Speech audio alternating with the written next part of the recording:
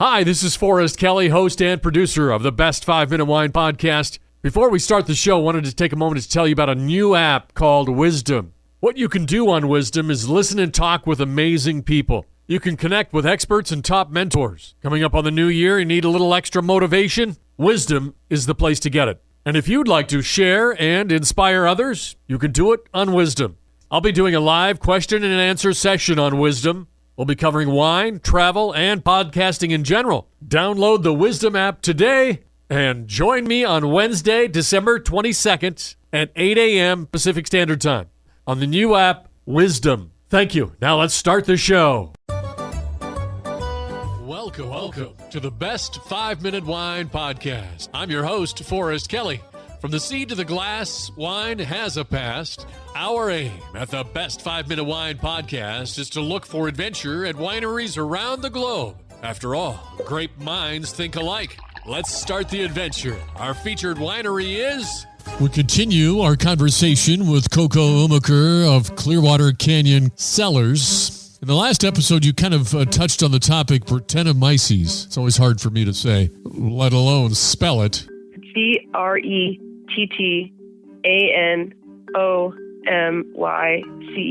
I believe. I've never been good at spelling orally because it is so difficult to say and remember. In the industry, a lot of times people refer to it as Brett, B-R-E-T-T, and a Brett wine. But in looking it up, it comes from the Greek term for British fungus. You can see when you tell people, how the process works at a molecular level, you can kind of see their eyes glass over, right? Oh my gosh, I'm getting a chemical lesson here. But for you, that's where the joy is, right? Oh my God, yeah. I was thinking yesterday, actually, how just obsessed Carl and I both are with the continual learning and crafting of wine from the grape to the bottle. This has been a crazy summer, and we may only have like a week to carve off, or maybe not even a full week. We might have like a weekend to carve off for somewhat of a vacation. And we're actually talking about going to a different wine area and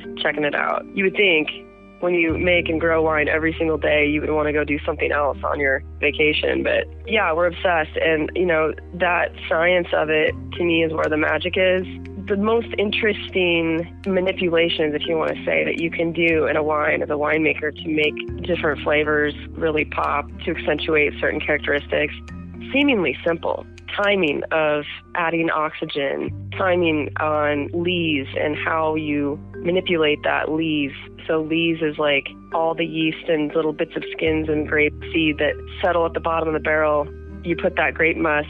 When you're done fermenting through primary fermentation, you put that grape must in a press and you press it off, and people either go to a tank or a barrel. I usually go to a barrel. The press removes the majority of the skins and seeds, but not all of it. There's always little bits that get through the yeast, and a lot of times you continue fermenting in the barrel for a while through malolactic fermentation and things like that. So when all of that is said and done, it settles to the bottom of the barrel in this delicious mud. It's kind of a red color usually because it takes on some of the wine color and yeast and bacteria and little bits of skins and seeds, and how you handle that lees as a winemaker is a big deal. Okay, as we jump back for just a second in the time frame, was there a point, because you're so young and you're starting out with this ambitious goal, was there a point when you said, wow, kind of an epiphany and said, we can make this work? Yeah, that's funny. Nobody's really asked me that question before. My family's been here since 1916, and I'm the fourth generation. 1916? 1916, yeah. Wow, okay. So we're an Idaho Century farm. Sometimes people ask me why the farm's lasted, and I believe it's because we've all been long-lived. My great-grandparents started it. Grandma Irene ended up having to run the farm on her own. Actually, my great-grandfather died, but my great-grandmother Irene lived to be 93, and she passed the baton to my grandfather, who lived to be 96, and then he was the one that Carl and I discussed this next generation with him about, like the next 100 years, Grandpa, what does it look like for us? And when we came to him, and my mom too, so my mom is still living, and so Grandpa and my mom really kind of handed the baton to my husband and I. But when we asked them if we could plant that quarter acre, I think most of Lewiston probably thought we were kind of crazy. I was 22, so I was like barely legal to even drink wine. You know, we didn't grow up farming, but my grandfather like clearly understood that for any generation to take the reins of a farm, they have to go their own path. He had to do that when he took it from his mom. So when my grandfather took over the responsibility for the farm, he did not run it the same way my great-grandmother did. He developed different crops. He developed a whole Hereford cattle operation here to supplement the farming operation, and that was all his thing, and he had to do some real convincing. I remember him telling me about how he had to kind of sell that to my great-grandmother. So when we came to him and we were really excited about farming but wanted to do this different thing, he probably was the most supportive of anyone because he knew how that was. I mean, he knew that that was the reality, and so he was amazing. And we planted those first vines, that 1/4 acre. And the major epiphany, I think, when we knew we could make a go of it was when we harvested the first fruit from that 1/4 acre, when we harvested Merlot, had that in barrel, and then bottled that. And it was delicious. We were like, holy cow. We did this. Oh my God, yeah. I mean, it was like, I mean, and Carl and I, we may have been young, but we knew good wine. And I think that's the key to being a great winemaker is it's like a skill. It's like being a good basketball player. You got to have game, right? And you got to know, you got to have a great palate, and you have to know the difference between good wine, great wine, and bad wine. And we do have that, I will say. We know the difference. And even then, when we were so young, and when we drank that wine the first time, and, you know, really right after harvest, sipping on that wine, as it aged in barrel, I was like, holy cow, this is going to be huge.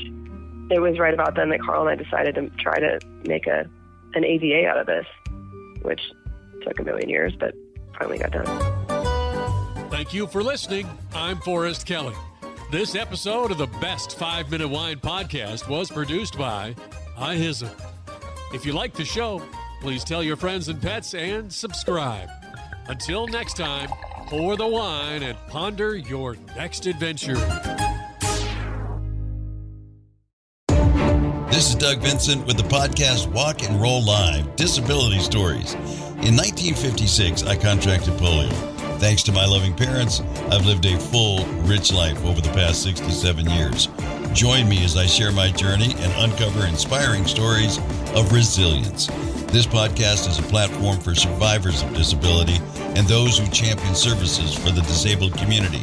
Tune in on Spotify, iHeartRadio, iTunes, whatever your favorite podcast platform is. Let's walk and roll together on this incredible journey of strength and empowerment.